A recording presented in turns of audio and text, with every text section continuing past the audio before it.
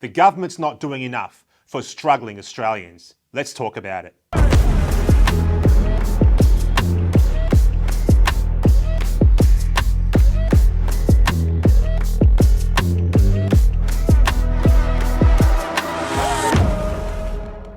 The sad truth about the government's action on cost of living is that it is action designed entirely to take pressure off them and not the public.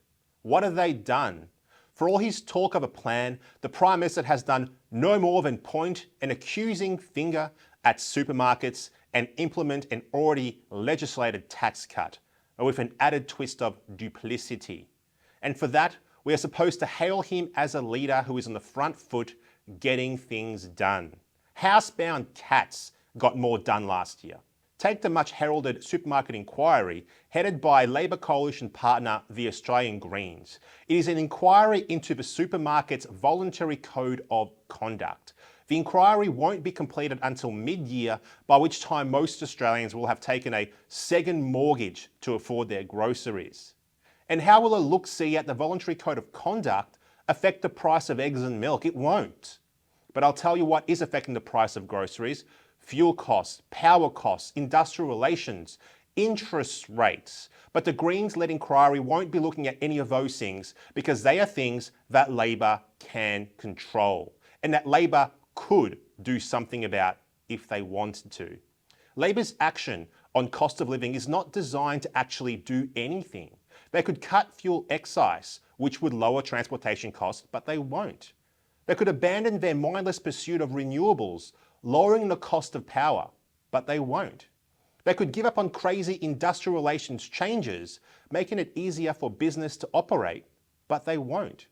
What little this government is actually doing on cost of living is designed with just one objective in mind: to create the illusion of a government which is doing something. The Stage 3 tax cuts were not Labor's plan.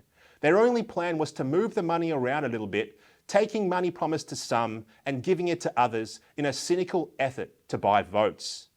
But even that is more comedy than cost of living relief. The tax cuts that Labor now boasts about result in little more than $15 a week added to the wallet of struggling Australians. For that, you'll get a family-sized carton of cereal and 2 litres of milk to wash it down. You'd have to be a Fruit Loop to think that amounts to cost of living relief. The hapless Prime Minister and his ambitious Treasurer haven't a clue how to help ordinary Australians despite all their bluster. Just as Labor insists that energy prices are coming down, the higher energy prices keep rising. The more this government does on cost of living, the more expensive everything gets. I could suggest a dozen ideas for lowering the cost of living right off the top of my head, but I can think of one specifically that would make an immediate and dramatic difference. If you want cost of living relief, vote this government out at the very first opportunity you get. I'm Senator Babet for the United Australia Party.